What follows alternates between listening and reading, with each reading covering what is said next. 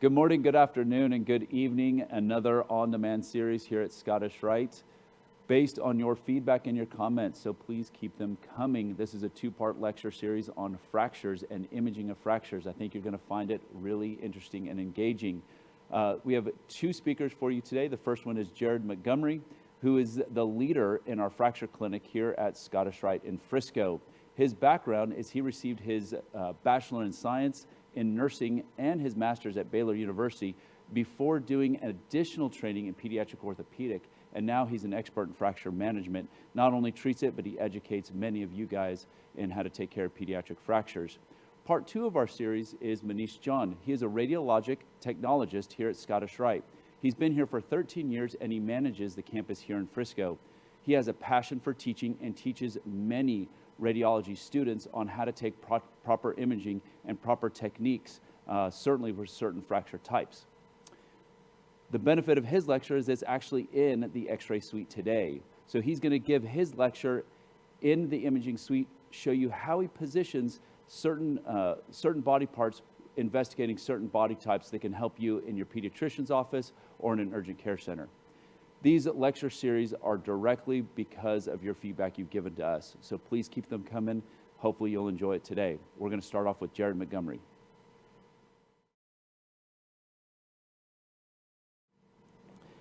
Thank you for that introduction, Dr. Ellis. I'd like to thank everybody for joining us today. I really appreciate your time, and I hope that you all get something out of this lecture. Hopefully you can walk away with some pearls that are helpful in your day-to-day practice. We do have a lot to cover, so I'm going to go ahead and get started. I have nothing to disclose. We've listed our objectives here clearly. I'm not going to go through these one by one, but I do think it's important to mention, I truly believe that a step-by-step methodical approach to reviewing x-rays is really important, much like our clinical exams.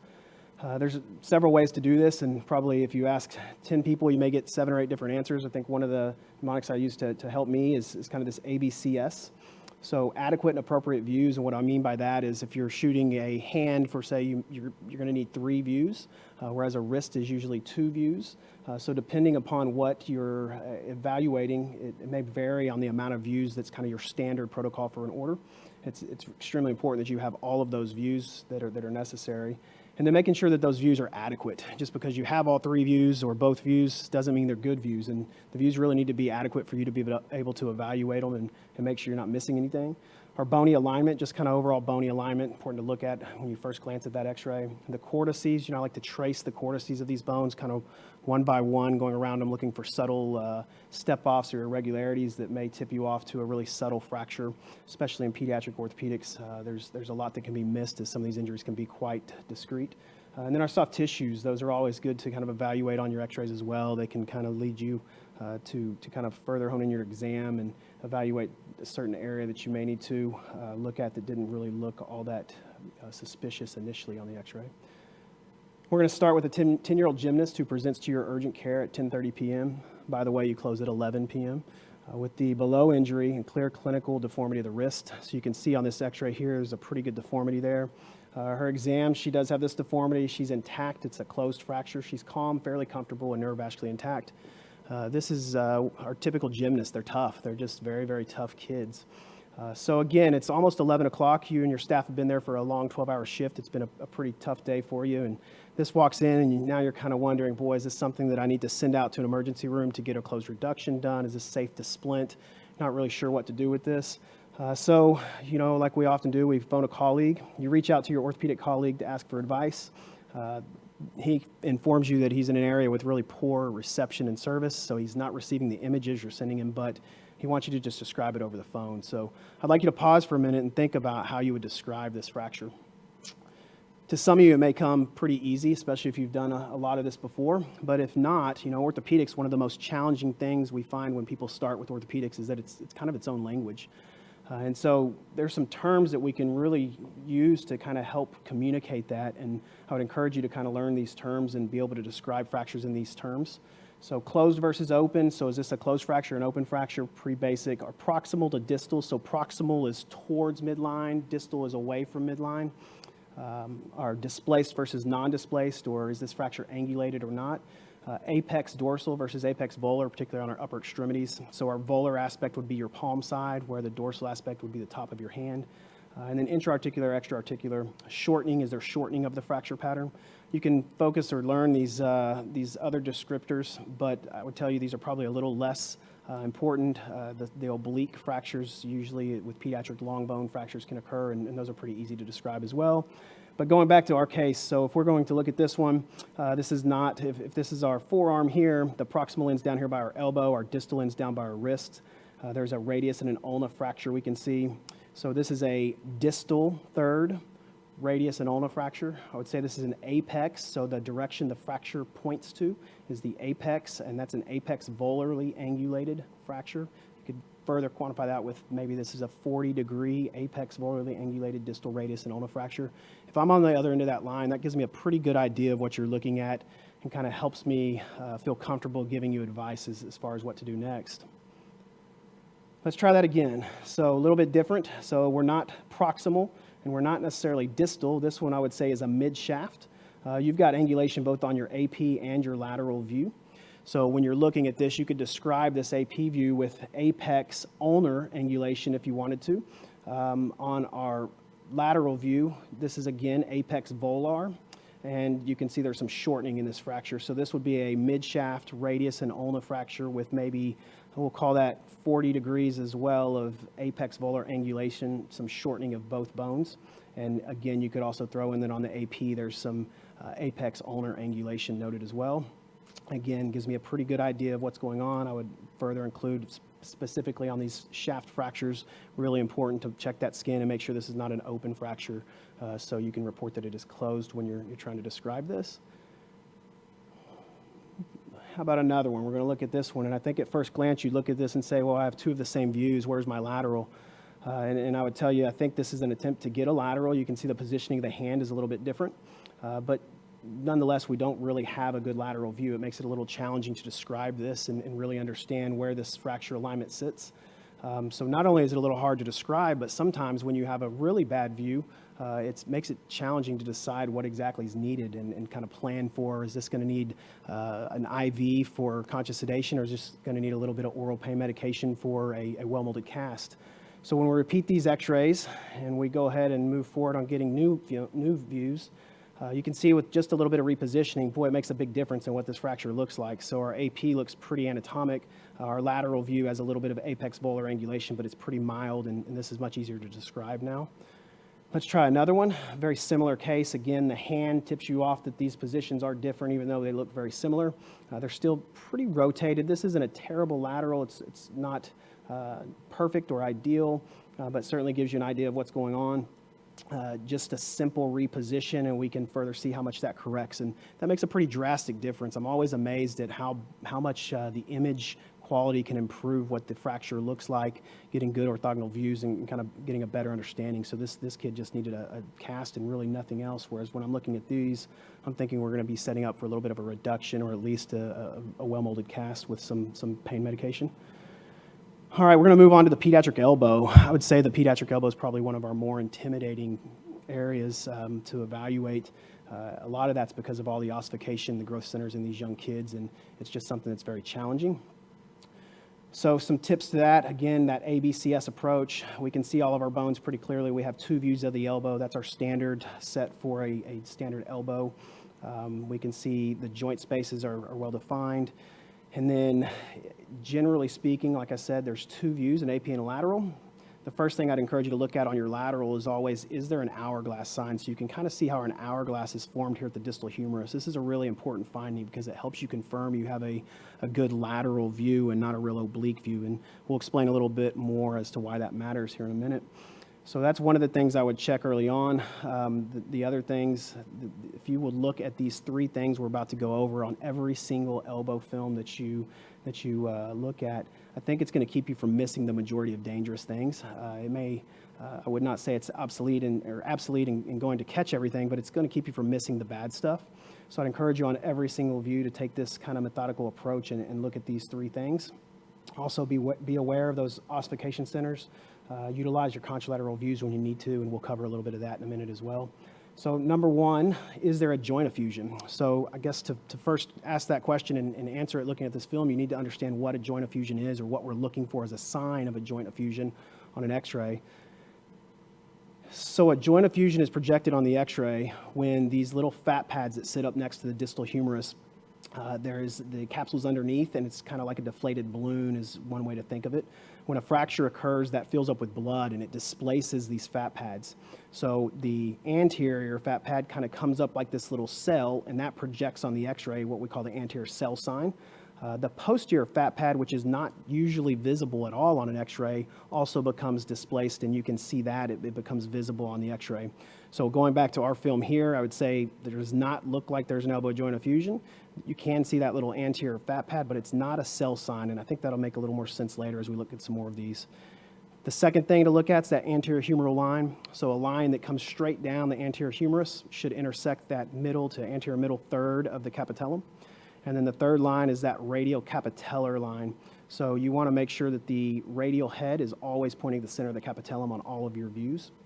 If these three things are okay, then you can rest assured there's probably nothing terrible that you're missing. If you're still concerned this patient may have a fracture, the safest thing is always the safe answer is to splint them, immobilize them, and refer them out to ortho. The two views we mentioned are, like I said, the standard view for x-rays of the elbow. However, there are some instances where it's important to get some other views. These oblique images are utilized to kind of give us a better visualization, particularly the AP on this image, you really don't see a fracture.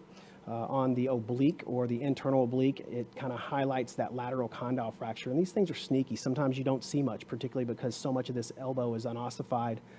It can be very sneaky. So when you suspect one of these, certainly don't hesitate to get that internal oblique. Same thing on the other side, our medial side, where these medial epicondyle fractures. Again, you look at the AP here, this looks like a pretty normal position for this medial epicondyle. But when we get that oblique image, it really highlights that displacement of that fracture, kind of gives you a better understanding of what's going on. You can see that soft tissue for that S in that ABCS series. That soft tissue really clues you into that as well. So we're going to move to a case study. This is an 8-year-old female, fell playing soccer 2 days ago. Mom presents to the urgent care with the patient stating that she's continued to complain of pain and she's guarded to using the arm. So you do a quick exam and you note that she does seem to have a mild palpable effusion of the elbow. She's focally tender over the distal humerus. She has limited range of motion and otherwise is neurovascularly intact. You get your x-ray report after you get your two views, and the x-ray report says no obvious fractures, but an elbow joint effusion is noted with a visible posterior fat pad elevation. So again, now that we know what that means, it kind of helps us to have a good understanding of what exactly that's showing us on the x-ray, and you can see this very clearly on this particular x-ray when you look right here at this anterior cell sign and this posterior fat pad sign. The rest of this elbow overall looks pretty good, I think, and we'll kind of look at that a little closer. But like we talked about, that's exactly what you're seeing, that anterior cell sign, that posterior fat pad. So what is the significance of that elbow joint effusion? What that tells us is that there is a fracture somewhere.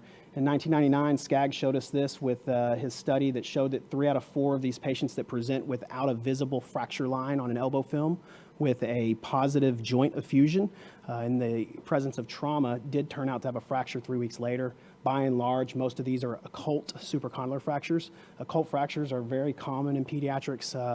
The word occult just simply means hidden, and that's exactly what these are. They're just hidden fractures you may not appreciate readily on initial images, and a few weeks down the road you see a little bit of healing to kind of indicate that those fractures were indeed there. So by and large, the supercondylar is the most common one of these. Our supercondylar fracture is the most common elbow injury we see in pediatric patients. There's a type 1, 2, and 3. We kind of break those down further. Type 1s usually will have either no visible fracture line, like the occult one we just discussed and looked at, or maybe a little tiny fracture here in the front that doesn't really extend any further than that. The anterior humeral line on this is a slightly rotated view, but the anterior humeral line is still in a reasonable position. The arrow here is kindly pointing out our posterior fat pad or our effusion sign. These type 1s, whether they're occult or you can see that visible line, they're treated with a cast, usually 3 to 4 weeks, and they tend to do well. Our type 2, there is usually a little bit of disruption of the anterior and posterior cortices with the posterior hinge remaining intact. You can again see that elbow joint effusion. However, when you draw that anterior humeral line on this one, you can see that that line does not intersect the capitellum, so that fracture is extended, and this is one that's going to need a little bit of help, whether that's a little bit of a reduction and see if we can maintain this with a cast, or whether or not this needs to go to the OR and have some pins put in it. And then on our type 3s, it's very clear that this is a problem. This will always need surgery. Not even worth drawing that anterior humeral line because you can tell it's not going to line up.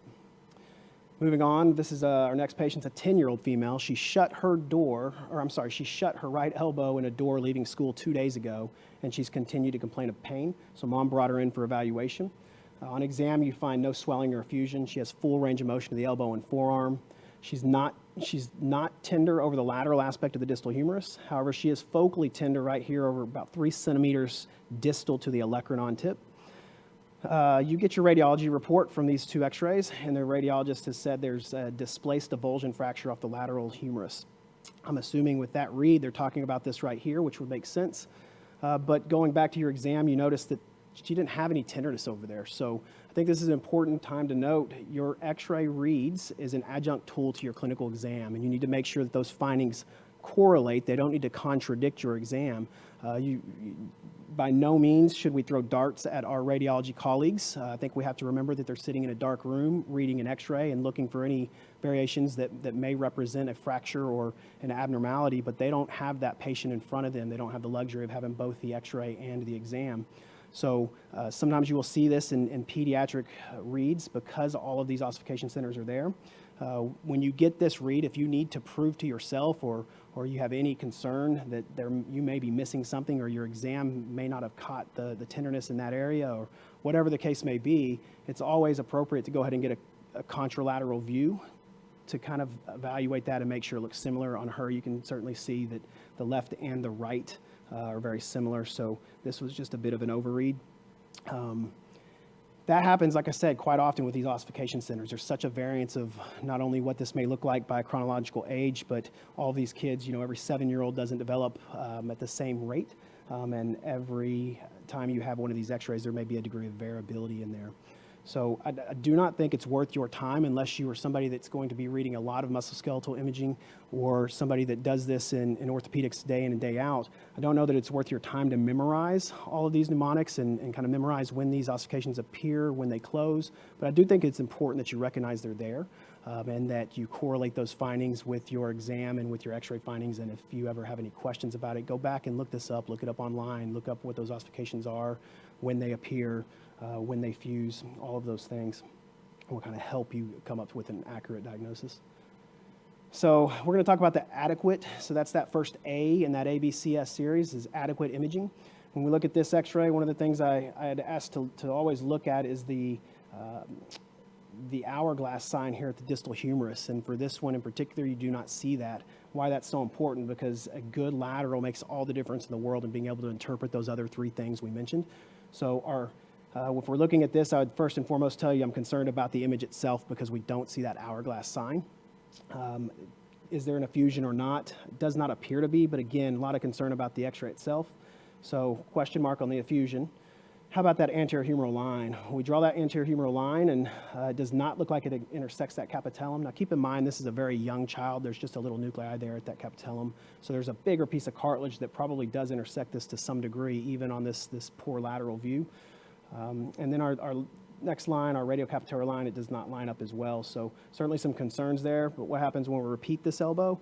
Oh, now it's a little bit better. We can see there is an elbow joint effusion. You can see that posterior fat pad sign. You can see that anterior cell sign. Our anterior humeral line comes down and it does intersect that capitellum, although it does appear to be a little bit on the posterior aspect of it. Again, this is a really young kid who is a little flexed past 90 degrees. So those certainly have some impact in this. But I would accept this and think that there's maybe a little bit of angulation there, but not terrible. And then the radiocapitellar alignment looks great. So that kid is going to get treated for a superconduct fracture as well.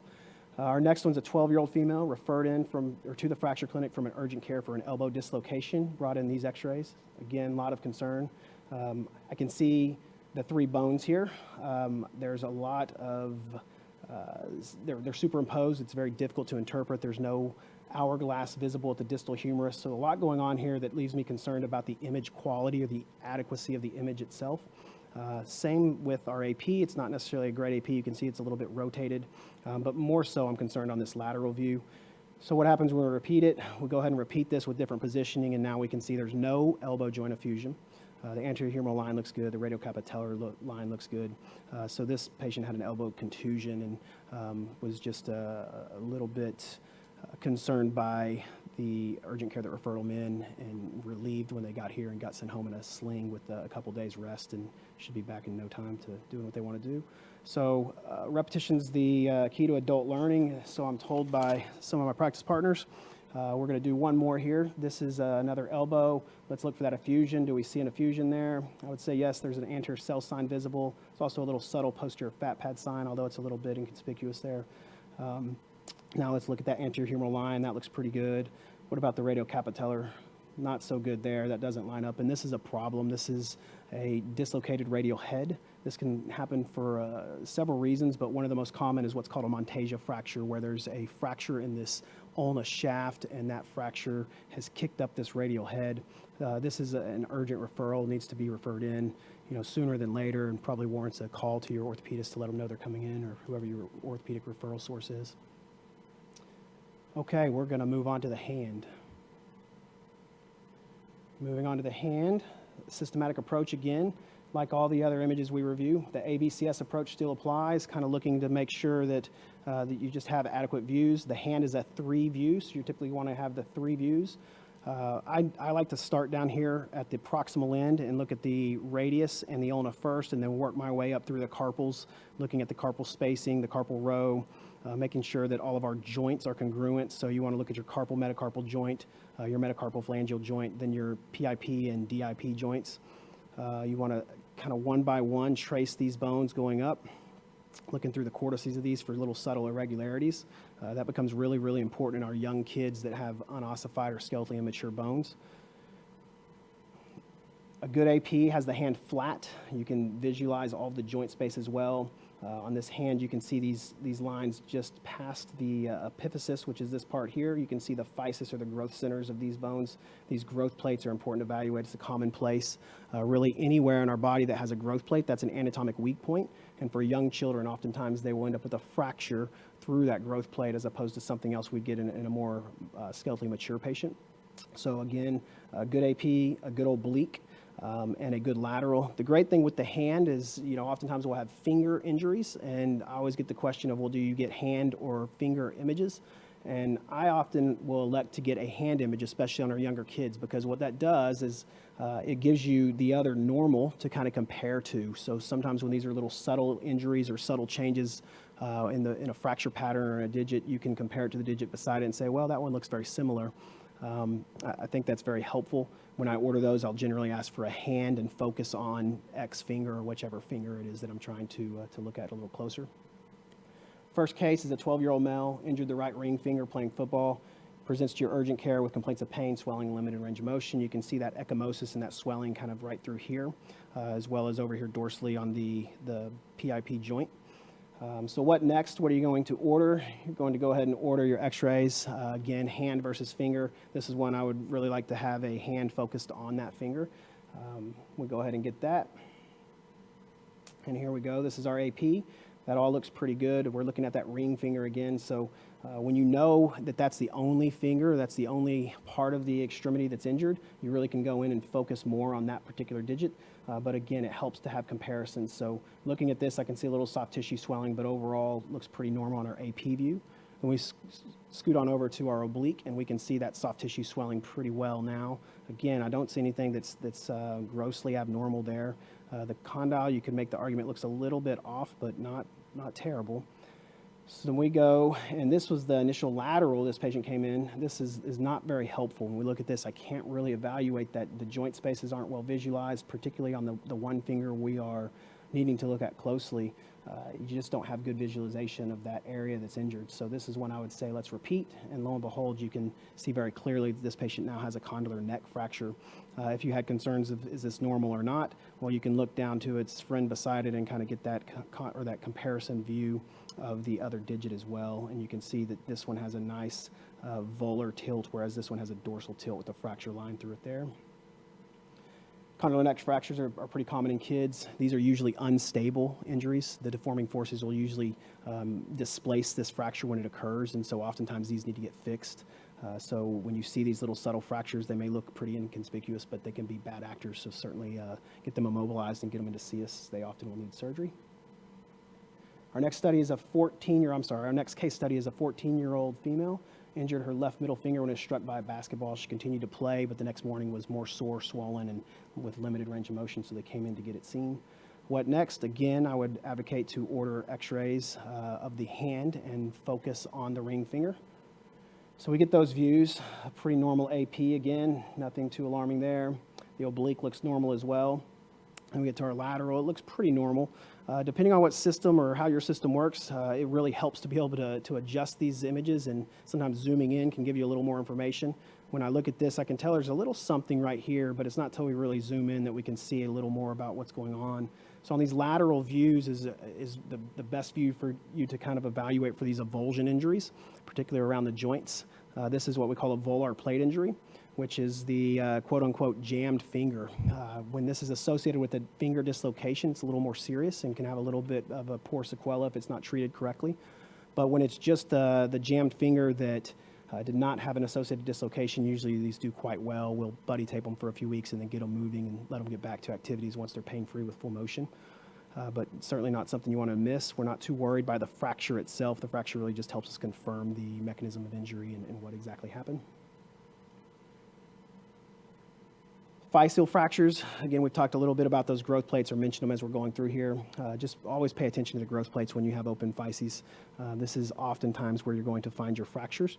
The Salter-Harris classification is what we use to classify these. Again, I don't know that it's all that important for you to memorize that, but certainly to be aware that that mnemonic is there and that you can Google these or look these up if you need to, and get a description if you're needing it for charting or for referring this over to somebody. Will kind of give you a little bit better understanding, but it's quite a simple classification system. It's Salter is the same level as for a type 1. The type 2 is the A, so it's above or in the metaphysis of the bone or involving the metaphysis. Below or lower than is underneath the physis where the epiphysis is. And then through kind of encompasses both the metaphysis and the epiphysis through the physis. And then the type 5, which is a rare finding, is really more of a crush injury. These classifications really help us to identify which ones of these are more likely to have a problem in the future with growth or with physeal arrest. And so we really use those to kind of help us classify that. These physeal injuries in kids can be quite subtle or very obvious. This patient here has 2. There's Salter-Harris 2 you can see here. Goes through the physis, involves the metaphysis, and then there's another. This is probably, even though it doesn't look like it crosses into the physis, most likely this does. This probably is an equivalent to a Salter-Harris 2 as well, although it may just be a metaphyseal fracture there. So getting adequate views, just like in the elbow, very important. This is not an AP view. These fingers need to be straight. This digit's kind of clawed, and I think that they wanted to highlight the image itself by spreading out the other digits, but what they ended up doing was just kind of taking away your ability to compare those digits to the abnormal or the injured digit. So straighten that hand out, get it really flat on the plate. That's really important to take the time. And sometimes it's just more about patience, and other times you may need to give the patient a little bit of pain medication first, but getting a good view is really, really important. It helps you make decisions. It helps you not make mistakes. And at the end of the day, doing that once as opposed to twice is beneficial for not only the provider seeing the patient, but also the family and the patient themselves. Again, adequate view. So this, you can see this digit, this AP view was taken with this finger flexed at the PIP joint, and boy, it really doesn't give you a great idea what this fracture alignment is. When you straighten that finger back out, you see that this, although there's a pretty nasty looking oblique fracture, the alignment of the finger itself is pretty good. So without any rotational deformity, this may be something you can treat non-operatively. You wouldn't really have thought that by looking at this first x-ray. So x-ray views matter, they're important. Make sure we're taking the time to get good ones. Now we're going to move on to the ankle. The ankle is another area that's extremely challenging to evaluate, both really with adults and with children. There is a lot of variability in the way that people want to evaluate the ankle. And there are numerous different measurements or angles that people want to use to try and quantify different injuries. I think some of those are applicable for pediatric patients. They're certainly more applicable for our adult and adolescent patients.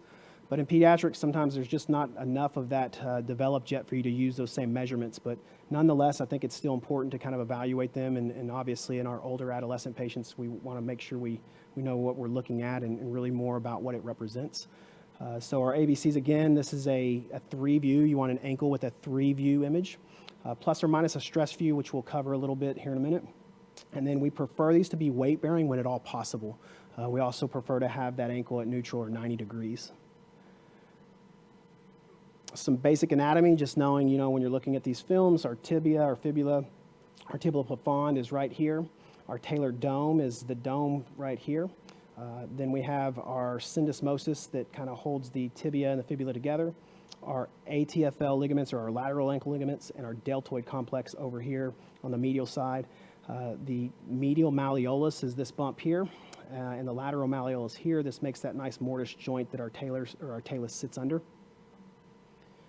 So when we're looking at the AP view, I would start looking first at and you can go in any order, but again, I think it's important that you approach these step by step in your own way with a methodical approach. Some of the things that are important to look at, again, this is not by all means an inclusive list, but certainly some things that I feel like are valuable and important to look at. So the medial mal, or the clear spaces. So first, just evaluating the clear spaces across this talus. They should be pretty symmetrical, so you shouldn't be really wide on the medial side comparatively to the lateral side or even the superior clear space here. Particularly, you want to pay attention to that medial aspect, or that medial clear space. This is where that deltoid complex is, and if there's widening through here, that usually represents that there is a deltoid tear, and you need to be concerned about ankle instability. 4 millimeters is kind of the threshold. We generally say that if it's greater than 4 millimeters, then there is a rupture of that deltoid ligament. When you combine that, particularly with the increased tib-fib clear space or decreased tib-fib overlap, there's certainly a suggestion with that with syndesmosis injuries. The next things are tibiofibular clear space. So that's the space right up here between when we trace up the peroneal groove here, you'll see that we can get 1 centimeter above is where you want to take this measurement, and you go to the medial edge of the distal fibula. That measurement should be less than 5 to 6, depending on what literature you look at. Again, there's so much subjectivity in here. I think that some of this is really more kind of general guidelines to go by, and really your clinical exam and your experience is going to guide you as to what you need to do for these ankle injuries when they come in. But that's what you're looking at for that tibiofibular clear space. If it's greater than that, then you need to be concerned that there may be a syndesmotic injury.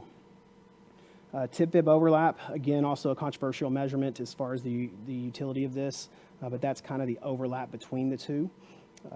Usually the normal is going to be greater than 6 millimeters on an AP. And then our talar tilt. Rather than looking at this from a standpoint of a measurement, I would tell you, I think it's important to look in the line of the plafond and the talar dome really should be parallel. They should run parallel there. There shouldn't be a perpendicular point where they're kind of intersecting, and if there is, then you need to be worried about some talar shift and, again, instability of that ankle potentially. Moving on to our mortise view. So the medial clear space, again, we want to evaluate there first. This is should be less than 4. The tib-fib clear space, again, this is a normal of somewhere between, it should be less than 5 to 6. And then, again, you measure up that peroneal groove right up here, about 1 centimeter. That tib-fib clear space here, number 3. And then 4, again, looking at that talar dome and the talar tilt there, these should be parallel coming across. The talar dome, this is also a really good view for you to evaluate for osteochondral injuries. These are usually going to be on the side, either right here at the dome or over here at the dome laterally. Great view to evaluate that. We're going to move on to the lateral view. So on the lateral view, some of the images, the important images to look at or things to evaluate here. You're looking for a fibula fracture. This is often where you're going to find those oblique fibula fractures, those Weber classifications. You'll oftentimes not see them so well on the AP view because they'll be hidden, or on the mortise view they may be hidden. Usually you'll find them on this lateral view. So that's what you're looking at here, is that fibula kind of superimposed in the background of that tibia there. The posterior malleolus, this is the best view to evaluate that posterior malleolus right here. And then again, to just kind of make sure that your talus is centered under the plafond of that tibia there. It's also a great view to evaluate the 5th metatarsal. When you have a fracture here, sometimes you'll see a little lucency running through there that you may not see on your AP or mortise view as well. The calcaneus is well visualized, and the talus and talus neck are also well visualized here. Stress views, when do we get them? Why do we get them? Well, again, that's a very controversial thing. I think this varies provider to provider, and the first thing I'd ask you is, depending on where you work, should the stress view be something that you are concerned about getting? I think, just like all these mentioned here, reasons we think we need to get stress views, it really boils down to if we think there's an unstable ankle, we want to get a stress view to prove it if we can't already tell that on the 3 normal views that are there. Medial-sided symptoms or suspected deltoid ruptures, isolated Weber B or Weber C fractures, and then just your general clinical exam findings. If you have concerns, that's when we would consider this stress view to kind of prove that for us. The question for me would really be, or I guess the question I would have for you would be, is it really going to change your acute plan for that patient? So if this patient's in your urgent care, in your emergency room, you know that you're going to be putting them in a splint and sending them over to sports or sending them out to your ortho referral. Does this stress view really change that for you? And the reason I'd say that is because quite often we may get them in our office here, and everybody's pretty particular about these, and sometimes we want to stress these ourselves, or sometimes we're going to want to do these views ourselves. So it may not be worth you taking the time or putting the patient through a stress view. It may not add much to your decision making. I do think this varies based off of where you practice, and so I'd encourage you to talk to whoever your referral source is, whoever you send these patients to, and ask them what they want. Kind of get their opinion what they want. It may save you some time and some effort in the long run, when it really may not make a big difference at all on what you're going to do for this patient in the acute setting. Some other common fracture signs we may see. So this is the Misty Mountain sign. You can kind of see this faint line running through here. This is an indication of a posterior malleolus fracture. The double contour sign, another sign of a posterior malleolus fracture. Some common accessory ossicles to know. There are many of these, but these are probably the 3 most common and ones that often get misinterpreted as a fracture and avulsion injury.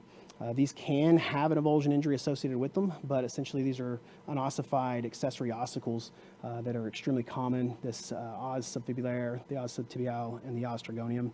So when you see these findings, just know that this probably does not represent a fracture when this is really well rounded, corrugated.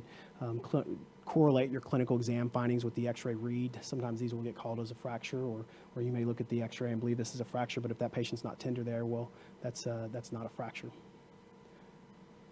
A couple scenarios we'll kind of look at with you utilizing those measurements that we talked about earlier. This is a patient that came in with this Weber C fracture. You can clearly see here there's widening of that medial clear space. There's also widening of the tib-fib clear space. It's an indication that you have an unstable ankle. That deltoid's been disrupted, your syndesmosis has been disrupted. And this is how we fix that. So we put a plate on here to straighten out and get that fibula back in a good position. And we put this tightrope in here to kind of have this syndesmosis reduced and kind of back to a stable ankle. So the utility of that stress view, something will give you a good example of that.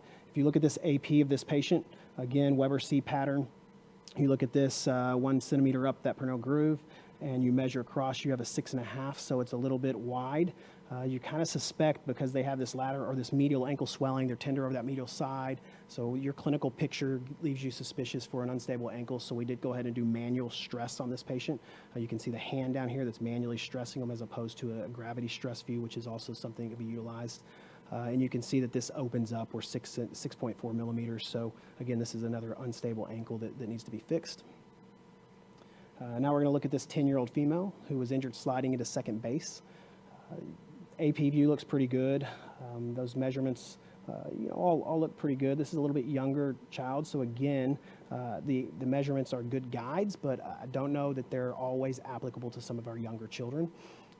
When we look at this oblique or this mortise view, you're going to see some widening of the physis or the growth plate over here medially, and it's a little hard to tell exactly what's going on, but it just doesn't look right. So something's going on in that growth plate or in that physis.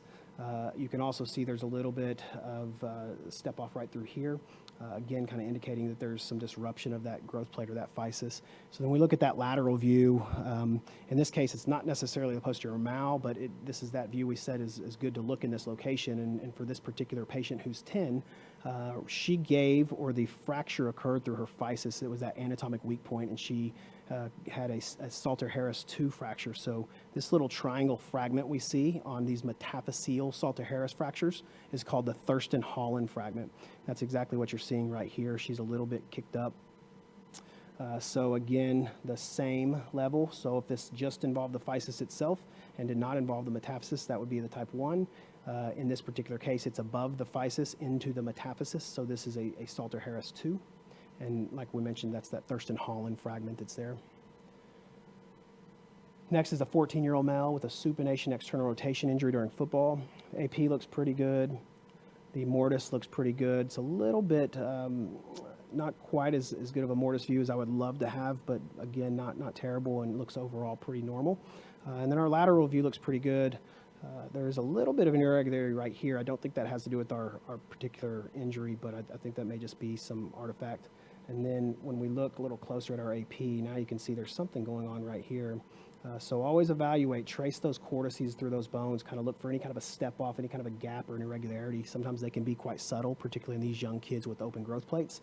This is not such a young kid, but they are transitioning. This is what we call a transitional fracture. This is a Talot fracture, and so you can see the majority of that physis is closed. The part that remains open at this 14-year-old's age is this lateral margin over here, and so that's where this fracture occurred. Again, the weakest link in the chain is what gave. So this kid has a Talot fracture. This is a Salter-Harris 3 because if our physis is here, the metaphysis is up here above it, the epiphysis is below it, and we can see that this really only involves the epiphyseal piece of this.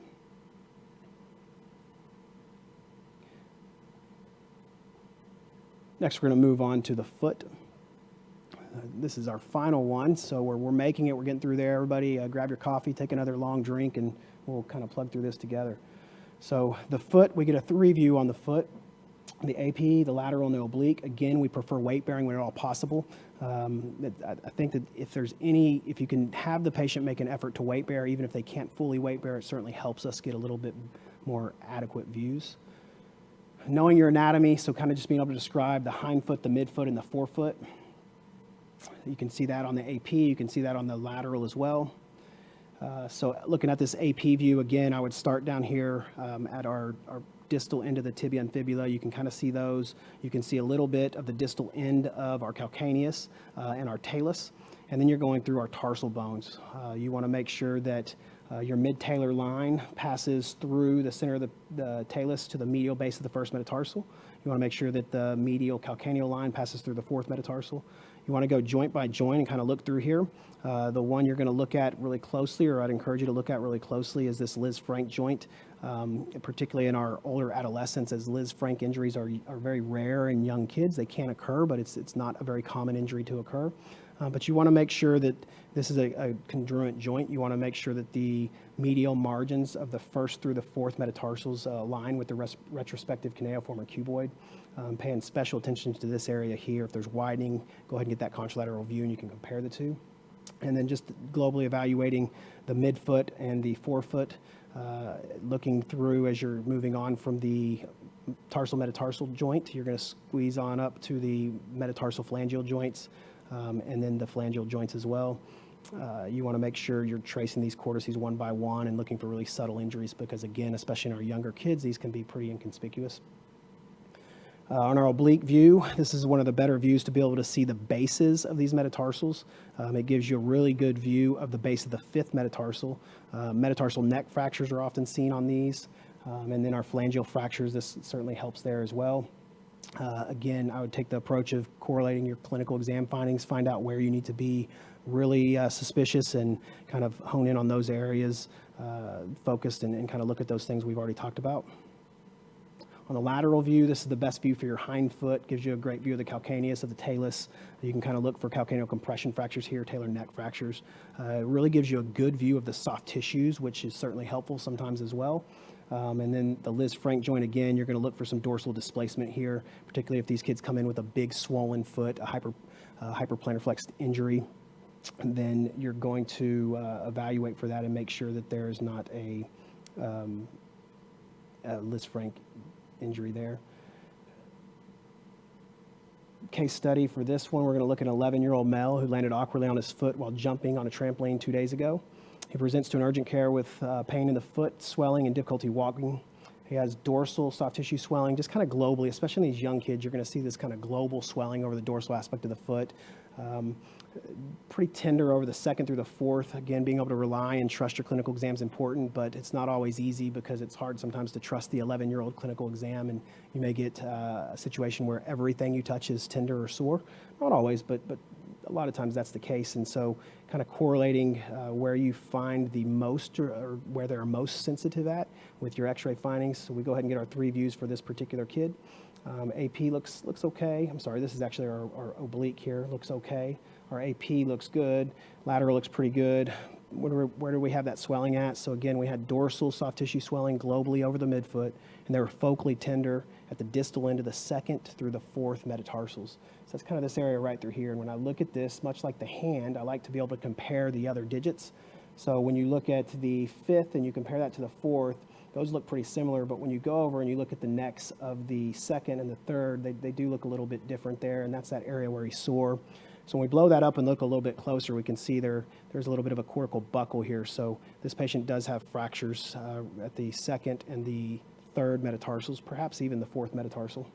So this kid would get a boot immobilization for about 5 weeks, somewhere between the 4 and 5 week mark, and they should heal and do well. Base of the fifth metatarsal injuries. These are really important and often confusing as well because of this apophysis, which is this right here. So our apophysis here appears at 8 and unites somewhere around 12 for females and 15 for males. It leaves a wide range of variants of what this thing may appear to be.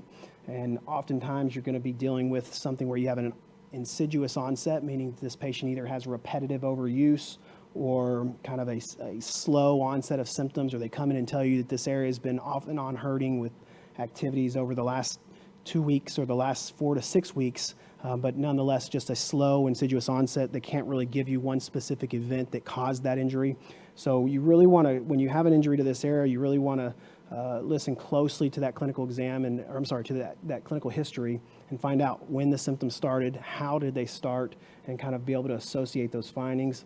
What you're going to be looking for is, with an acute trauma, is usually an inversion injury. So usually that peroneus brevis that attaches here will kind of pull that off and create a traction injury over that apophysis.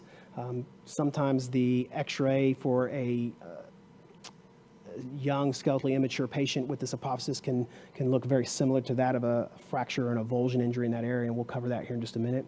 The easiest way for me to think of it, or what I would really suggest everybody thinks of these, is that a transverse line going across that metatarsal base or tubercle is a fracture, whereas a vertical line usually is going to just represent your apophysis. So transverse is bad, vertical is usually an anatomic variant or a developmental variant. We're going to look at some examples of this. So our first patient, patient number 1 here, this is that developing apophysis. Again, you can very easily see how somebody would interpret this as a fracture, particularly if the radiologist is sitting back there looking at this. And all the chart says is they have pain over their fifth metatarsal, but they don't really have any other history to go with that. They don't have a clinical exam finding to go with that. So this particular patient was a insidious onset for a few weeks, been hurting intermittently, seems to get better with rest and comes back with activities, particularly when they play soccer, which they play 3 or 4 days a week. So this is probably going to be Island's apophysitis with that clinical picture, which is just inflammation. It's kind of the Osgood-Schlatters of the foot. The second scenario looks pretty similar. This is a skeletally immature patient that has that same apophysis you can see here, but that apophysis is a little bit wide, and again, that may be a developmental variant, but it also may be an avulsion fracture through that apophysis. So how are you going to know the difference? Again, go back to that clinical history and kind of find out when these symptoms started. When you find out that this is a pitcher who threw a pitch, felt their foot invert, and felt a pop, well, now you know that this was an avulsion injury with an acute fracture through that apophysis. And then the tuberosity of avulsion fracture, as we kind of look across, this is a transverse line, not a vertical line, but that transverse line runs across here into that joint surface. And that's our tuberosity fracture, same mechanism. This is usually an inversion mechanism. And then our Jones fracture, this is a little bit further down or a little more distal down the shaft of that fifth metatarsal. This can be a bad actor. It's a really important one to catch and not overlook or miss. These tend to have a problem healing because of the blood supply to this area. So these are 4 very different injuries that can have very similar x-ray appearance. And so I would really encourage you to focus on your clinical history and kind of correlate that with what your x-ray findings are when you evaluate that fifth metatarsal. Some other common injuries in our really young kids. One of the more common areas we see fractured is particularly with these kids under 5, is this base of the metatarsal. And there's not always a line going across here. A lot of times it's kind of that comminuted fracture where it's almost like taking a Coke can that's empty and squishing it a little bit and it just wrinkles up in that area. You can see that little comminution there on the lateral margin of that first metatarsal. These good news is that they tend to heal really well. This is a brief period of mobilization for comfort more than anything else, and this patient will heal and do fine. calcaneal cuboid avulsion injuries. So that oblique image oftentimes is going to be the best view for you to find these on. You can see here there's a cuboid avulsion, calcaneal avulsion. Really pay attention to this area as well, particularly when these kids come in with an acute injury and kind of global mid or lateral midfoot pain. And then we can obviously see this, long oblique fifth metatarsal shaft fracture here. Physeal injuries, I feel like we have to at least cover one of those on this as well. And so one of the more common places we see this in the foot is at that great toe. This is that kid that jams their toe or stubs their toe outside throwing the football and kind of rolls over the top of their toe. And they end up coming in with a big swollen toe.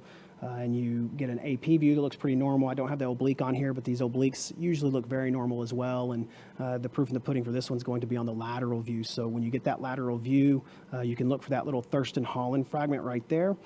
You can look and see that there's widening through this distal phalanx, the physis of this distal phalanx.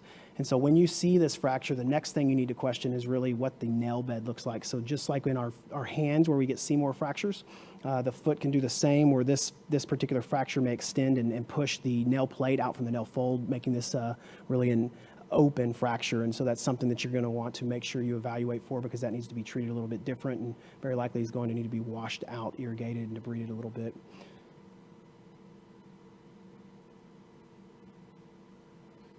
So in summary, be sure to get adequate and appropriate views of the injured extremity. It's extremely important that you work with your team and make sure you're taking good views. It helps you not only as the clinician to come up with the proper diagnosis and the correct treatment, but it also is helpful for the patient, because their next stop, they may not have to repeat those images and further costing them money and radiation exposure and so on and such. Use a systematic step-by-step approach to review every x-ray. Just like anything else we do with our clinical exams, the more you do this, the more repetition you have, the better that's going to become, and the more second nature it is to you. And then paying close attention to those anatomic and developmental variants in the pediatric patient. These x-rays need to correlate with your clinical exam, not contradict it. And then just remember that pediatric fractures can be very difficult to identify. So when in question, despite a negative x-ray, don't hesitate to immobilize these patients and send them to the ortho and let us kind of sort it out. That's always the safe answer. Again, I really appreciate you guys tuning in today, and I hope you got something out of this lecture. So now I'm going to switch gears a little bit. I'm going to introduce Manish John, who is our manager of our radiology department here. Manish is a radiology technologist, and him and his team are fantastic at getting these views. Quite often patients will come in with views that are a little challenging to interpret, and we really lean on Manish and his team a lot to get better views for us. So over time, they have developed a lot of tips and tricks, and I think they can pass on some of that wisdom, some of those pearls to you on how to get some better images, particularly in your pediatric patients that may or may not be so helpful. So again, appreciate your time today, and I hope all of this has been very beneficial for you. Thanks.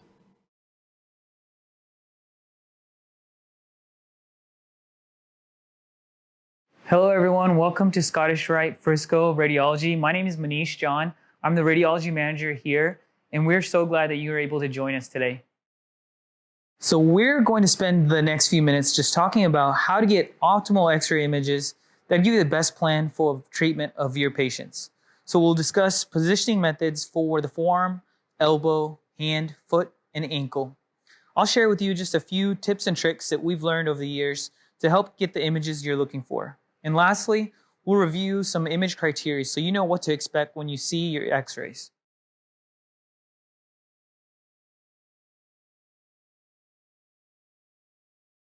So let's take a look at our earlier case study of the gymnast with a fractured forearm. So we're going to order two views of the forearm, a PA and a lateral. So we'll discuss the next steps in positioning those two views. For the PA forearm, we'll ensure that the elbow is flexed 90 degrees. You have the humerus and the forearm all on the same plane. What this does is it avoids any kind of distortion of the anatomy. The hand should be flat on the detector. Include the metacarpals as well as the distal humerus, and center array should be at the mid-forearm. When positioning for a forearm, a lot of the patients come in and this is a natural position that they want to be in. But it's important that you place one hand on the wrist, one hand on the elbow. This allows you to have as much movement of the forearm as possible, and also allows you to support the fracture. And this gives the patient a little bit of comfort. So Supinate the wrist about 5 degrees, internally rotate the elbow, and that gives you the radius and ulna superimposed on top of each other. So when you go to make measurements and check alignment, you'll have a much easier time. Let's take a look side by side of 2 x-rays of the same patient, but different positioning. See how positioning can definitely alter your plan of treatment. So on the first image, the hand is oblique and not completely flat on the detector. Not a true PA position. So this could make your fracture way worse than it actually is. Let's look at the lateral. Like we discussed earlier, this arm is left in its natural pronated position. The radius and ulna is not superimposed on top of each other, so you're going to have a difficult time checking alignment. It's important to supinate the wrist 5 degrees with a slight internal oblique of the elbow.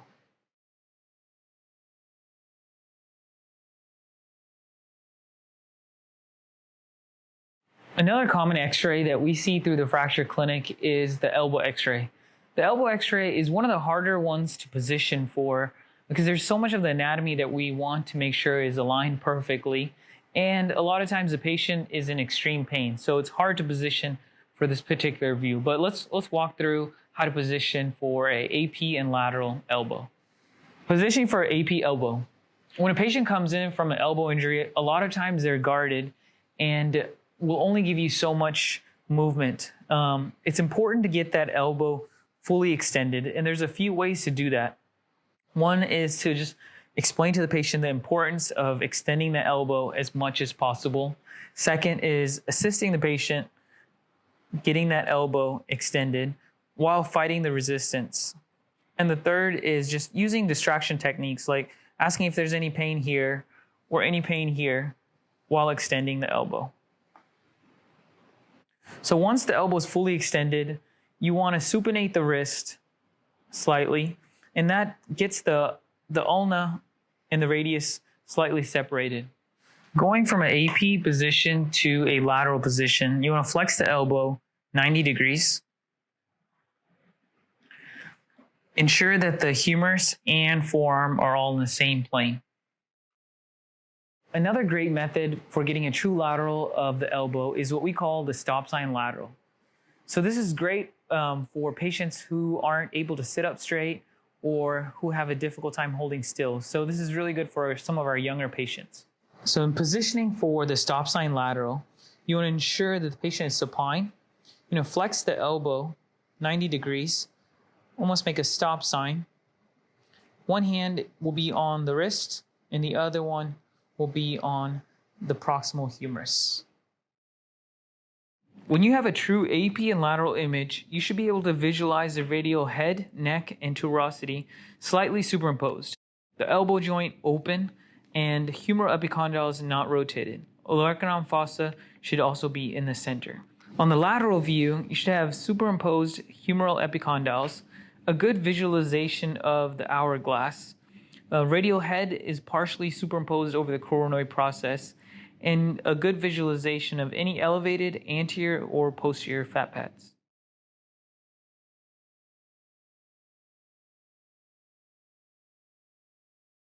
So now let's take a look at positioning for our hand and finger x-rays. We use special tools like the hand spatula and a radiolucent sponge to help with positioning our patients. When positioning for a PA hand view, it's really important to get the hands as flat on the detector as possible. A lot of times the patients come in and because of pain or stiffness, they tend to curl their fingers. So there's 2 ways to get the hand as straight as possible. One is to press on the hand as much as possible to get it completely flat, and then spread the fingers slightly. And the second way is to use our hand spatula and just press down on the hand. So going from a PA position, you want to rotate the hand about 45 degrees off of the detector. The digits still should be separated slightly, and you want to ensure the digits are straight and not curled. So this allows the joint spaces to open up. For a lateral hand x-ray, it's important to fan the fingers. The digits should run parallel to the detector, and using a radiolucent sponge will really get the hands in a true lateral position. So in the AP view, You want to see slightly separated digits, no soft tissue overlap, open metacarpal phalangeal and interphalangeal joints, and include the distal radius and ulna. On the oblique, there should be a separation of the second and third metacarpal shaft, minimal overlap of the fourth and fifth metacarpal shaft, and on the lateral, the hand is in a true lateral position with extended digits.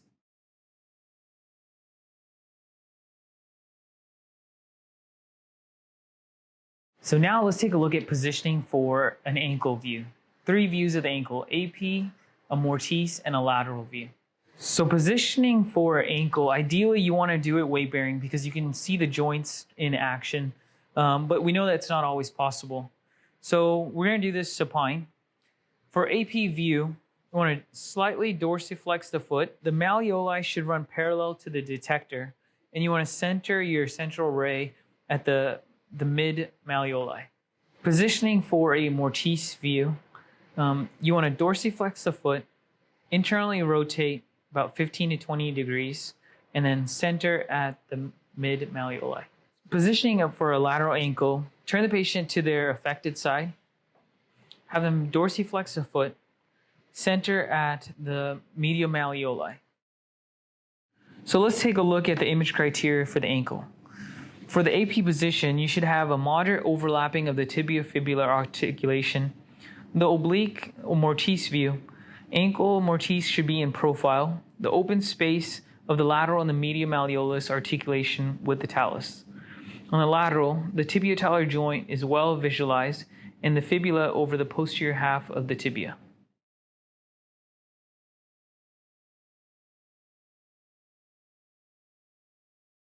Let's take a look at positioning for the feet x-rays, AP, oblique, and a lateral view. In positioning for the feet, we're going to flex the patient's knees until the foot is flat on the detector. You want to center at the mid-foot. An angle of your x-ray tube should be about 10 degrees. And what this does is it opens up the joint spaces of the foot. So going from a AP to a oblique view, want to internally rotate the foot so the plantar surface is 30 degrees off of the detector and your central ray should be at the mid-foot. For a lateral position, you want the patient to lay on their affected side and dorsiflex the foot, and you want the plantar surface to be run parallel to the detectors. And then center at the mid-foot. Let's take a look at the image criteria for the feet. On the AP view, you should have equal amount of space between the adjacent mid-shafts of the 2nd through 4th metatarsal. Oblique, the 3rd through 5th metatarsal bases should be free of superimposition. The lateral, the metatarsals should be nearly imposed, and the fibula is overlapping the posterior portion of the tibia